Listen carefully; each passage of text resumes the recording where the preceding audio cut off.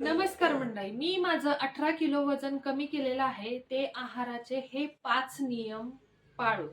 आता आहाराचे 5 नियम म्हणजे आपण आपलं जेवण, आपल्या ताटात जे अन्न आहे, त्याच्याविषयी आपल्याला संपूर्ण माहिती नसते.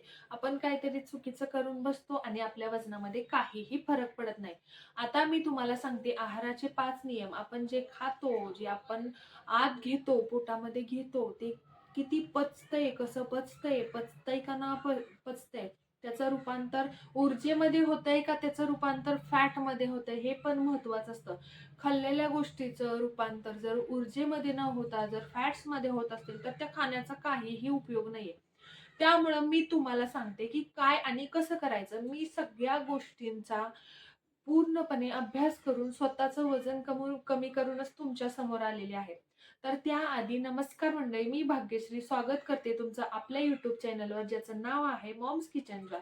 तर ज्यांना घरगुती पद्धतीने सायंटिफिकरित्या अभ्यास करून प्रत्येक गोष्टी जाणून घेऊन वजन कमी करायचं आहे, हेल्दी वेट लॉस करायचा आहे, ज्याचा परिणाम शरीरावर, केसांवर अजिबात सुद्धा झाला नाही पाहिजे, ज्याचा परिणाम आपल्या कुठल्याच हेल्थवर झाला नाही पाहिजे, आपल्याला कोणता आजार जडला नाही पाहिजे, असा वेट लॉस केला तर तो वेट लॉस असतो, तर तो फॅट लॉस असतो. नाहीतर वेट लॉस केले काहीतरी विचित्र केले असं व्हायला नको. त्यामुळे ज्यांना अशा पद्धतीने घरगुती अन्न एकदम स्ट्रिक्ट, कोणतं डाएट नाही फॉलो करायचं, रिच डाएट नाही फॉलो करायचं, कोणती पावडर प्यायची नाहीये किंवा कोणती बाहेरची वस्तू आणून सेपरेट असं त्याचा प्रयोग आपल्या शरीरावर करायचा नाहीये, त्यांनी नक्की आपल्या चॅनलला सबस्क्राईब करा. आत्ता नका करू, पूर्ण व्हिडिओ बघितल्यानंतर करा आणि एक गोडशी कमेंट करा. मी तुम्हाला सांगते आहाराचे 5 नियम. त्याआधी तुम्हाला एक गोष्ट सांगते. आहाराचा आपला पहिला नियम, आहार ज्याच्यानं आपलं पोट भरतं, ज्याच्यासाठी आपण रात्रंदिवस काम करतो, ज्याच्यासाठी आपण जगतोय, ती गोष्ट म्हणजे अन्न. अन्नाशिवाय आणि पाण्याशिवाय आपण अन्न, वस्त्र, निवारा ह्या आपल्या मूलभूत गरजा आपण म्हणतो. पण जर काम केलं नाही, आपण सगळं करतो कशासाठी? नोकरी करतो, चाकरी करतो, म्हणजे मनाविरुद्ध काही जण काम करतात, मन मारून काम करतात. कशासाठी? की संध्याकाळचा सकाळचं आपल्याला पोटभर अन्न मिळावं. मग जे अन्न मिळतंय, ज्याच्यामुळे आपलं शरीर चालतंय, त्याच्यावर पहिल्यांदा प्रेम करायला शिका. तुम्ही अन्नावर प्रेम करा, अन्न तुमच्यावर प्रेम करेल. अन्न तुमच्यावर प्रेम केलं, त्याचे वाईट परिणाम तुमच्या शरीरावर होणार नाही. हा पहिला सगळ्यात मोस्ट इम्पॉर्टंट रूल पाळा, की अन्नावर प्रेम करा. जेवढं तुम्ही त्याच्यावर प्रेम करणार, तेवढं ते तुमच्यावर प्रेम करणार. थाळीमध्ये आलेलं आहे, माझ्या समोर आलेलं आहे, सगळ्यांनाच हे मिळत नाही, मला मिळत आहे. या समाधानाने तुम्ही ते पोटात घाला, तुम्हाला त्याचा फायदा होईल. हा नियम पहिला. दुसरा नियम म्हणजे अन्न खाण्याची वेळ. कधीही उठा, कधीही खा, कितीही खा, कसंही खा. संध्याकाळी उठा, रात्री 10ला जेव, दुपारी 3ला जेव, 5ला जेव नाही. जे काय खाता, जसं तुमचं कामाचं रुटीन आहे, जसं तुम्ही फिक्स टाइम केलेला आहे, तुम्ही तुमच्या फिक्स टायमिंगला खा. काही होणार नाही. त्याचं रूपांतर ऊर्जेमध्ये होईल. ऊर्जेमध्ये रूपांतर करायचं आहे, फॅट्समध्ये अन्नाचं रूपांतर नाही झालं पाहिजे. तिसरा नियम, उलटी येईपर्यंत खाऊ नका, नरड्यापर्यंत खाऊ नका. आपलं पोट एक ग्लास पाणी पिल्यानंतर किती भरेल इथपर्यंत आहार पोटामध्ये घ्यायचा आहे. अगदी इथपर्यंत आलंय ना, आता खूपच गच्च झालंय, इथपर्यंत आहार पोटात अन्न घालायचं नाहीये. प्रेम करायचंय त्याच्यावर, म्हणजे असं नाही की कितीही खायचंय आणि अगदीच त्याचा परिणाम वाईट होऊ शकतो. त्यामुळं पोट 90% भरलंय असं आपल्याला वाटलं की स्टॉप करायचं आहे. आपल्याला रोजचा आपला अंदाज येतो तेवढंच करायचं आहे. चौथी गोष्ट म्हणजे आहारामध्ये प्रोटीन्स जेवढे महत्वाचे असतात तेवढेच फायबर्स महत्वाचे असतात, तेवढेच कार्बोहायड्रेट्स महत्वाचे असतात. सगळ्या गोष्टी महत्वाच्या असतात. त्यामुळे फक्त जो फोकस आहे तो प्रोटीनवर ठेवू नका. प्रत्येक गोष्टीवर फोकस ठेवा. तुमच्या ताटामध्ये प्रोटीन पर केजी प्रत्येक व्यक्तीच्या वजनानुसार 0.8 ग्रॅम एवढं प्रोटीन प्रत्येकाला लागतं.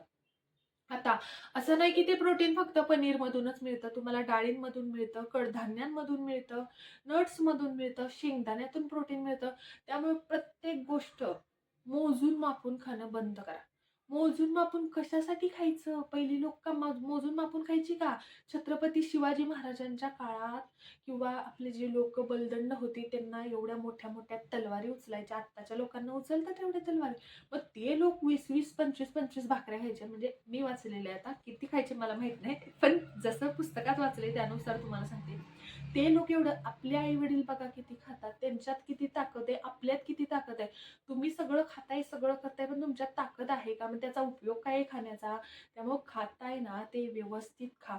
बाकीच्या सगळ्या गोष्टी लांब राहिल्या, पण जे ताटामध्ये आहे आपल्या ते व्यवस्थित आहे का? त्याचा आपल्या शरीराला फायदा आहे का? माझ्या ताटामध्ये एक मैद्याचा पिझ्झा आहे, त्याच्यापेक्षा एक माझी ज्वारीची भाकरी चांगली, ज्वारीची भाकरी चटणी कांदा चांगला, त्यापेक्षा पिझ्झा खाताय त्याऐवजी ज्वारीची भाकरी भाजी खा. ओके. मग हेच सांगायचं आहे की खाता येते चांगलं आहे का नाही याचं आपल्याला पण कळलं पाहिजे आपल्याला, की आहे का नाही चांगलं, कशाने काय रिप्लेस झालं पाहिजे हे पण कळलं पाहिजे. मैदा चांगला का गहू चांगला? गहू चांगला बाबा गहू खाल्ला पाहिजे.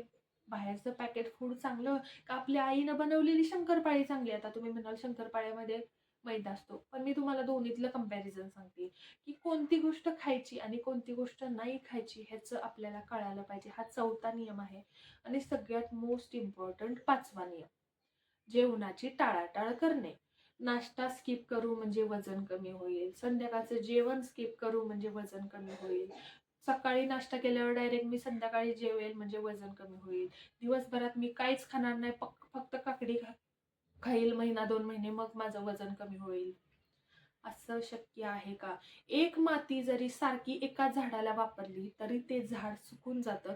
मग शरीराला जर जे पाहिजे ते नाही मिळालं तर शरीर सुकून जाईल. वजन कमी होणं महत्वाचं नसतं. चेहऱ्यावर तेवढंच तेज राहिलं पाहिजे, केसांमध्ये तेवढीच ताकद राहिली पाहिजे आणि महत्वाचं म्हणजे आपल्या शरीरामध्ये सुद्धा तेवढीच ताकद राहिली पाहिजे. त्यामुळं काय खातोय, कसं खातोय, किती खातोय, कोणत्या वेळेला खातोय, व्यवस्थित खातोय का नाही आपण आणि खातोय का महत्वाचे, का पोट मारा करतोय हे सुद्धा महत्वाचं आहे. वजन कमी करायचंय म्हणून पोट मारलं म्हणजेच वजन कमी होतं असं नसतं. सगळं खाऊनही वजन कमी करता येतं. मी सगळं खाऊनच वजन कमी केलेलं आहे. काही थोड्या एक्सेप्शनल गोष्टी आहेत की आता काही दिवसांनी जसं आपलं एज वाढतं, आपल्याला एक डिलिव्हरी नंतर किंवा एक वयानंतर आपल्याला काही गोष्टींचा त्रास व्हायला लागतो. त्या गोष्टी स्किप केल्या तरी चालतात. जसं की साखरेनं आपल्याला, आपण जे प्रोसेस्ड शुगर म्हणतो त्यांना आपल्याला एवढा शरीराला फायदा होतो असं नाही. त्यामुळे साखर नाही खाल्ली, मैदा नाही खाल्ला, बाहेरचे पॅकेटमधले फूड नाही पॅकेटमधले पदार्थ नाही खाल्ले, बेकरीचे प्रोडक्ट नाही खाल्ले तरी शरीराला चालतं. पण आपल्या ताटामध्ये भाज्यांचा समावेश असला पाहिजे, डाळींचा पाहिजे, प्रोटीन आहे ह्याच्यामध्ये. आपल्या आहारामध्ये सलाद पाहिजे. तुमच्या इथं सलाद मिळत नसेल, काकडी मिळत नसेल, गाजर मिळत नसेल, कांदा इज बेस्ट ऑप्शन. थंडावा राहतो शरीरामध्ये, शरीरामध्ये थंडावा मिळतो. काही नसेल तरी आपल्याकडे कांदा आणि टोमॅटो असतं. तर पहिली लोक तर कच्च्या भाज्या खायची, कच्ची कडधान्य खायची. आपल्याला पचतात का? आता नाही पचत. मग आपल्याला जसं पचतंय तसं खायचंय. जसा देश तसा वेश, बरोबर ना? असं. तर ज्यांना हा व्हिडिओ आवडला असेल त्यांनी नक्की कमेंट करा की ह्यातला कोणता आहाराचा नियम पाळत नाही. आणि सगळ्यात महत्त्वाचं म्हणजे आहार जो जेवण घेतोय ते शांततेनं त्याचा आनंद घेऊन घ्यायचा आहे, चावून चावून खायचं आहे. अगदी चविष्ट जेवण अर्धा पाऊण तास खायचं, अर्धा पाऊण तास खायचं. मन तृप्त झालं पाहिजे इथपर्यंत खायचं. पोट भरून खायचं, पोट भरून खायचं. इथपर्यंत नाही, पोटापर्यंत, इथपर्यंत खायचं. मन भरून खायचं. मन कधीही मारू नका. मन मारून वजन कधीही कमी करत होत नाही. मी माझं मन मारून वजन नाही कमी केलेलं, मी सगळं खाऊन वजन कमी केलेलं आहे आणि तुमच्या समोरच वजन कमी केलेलं आहे. आणि हो, आता आपली वेट लॉस जर्नी सुरू होणार आहे 1 जानेवारी 2026 पासून. तर जे कोणी आपल्या बरोबर येणार आहे त्यांनी नक्की नक्की आपल्या चॅनलला सबस्क्राईब करा आणि पब्लिकली चॅलेंज करा वेट लॉसचं. Thank you, bye bye.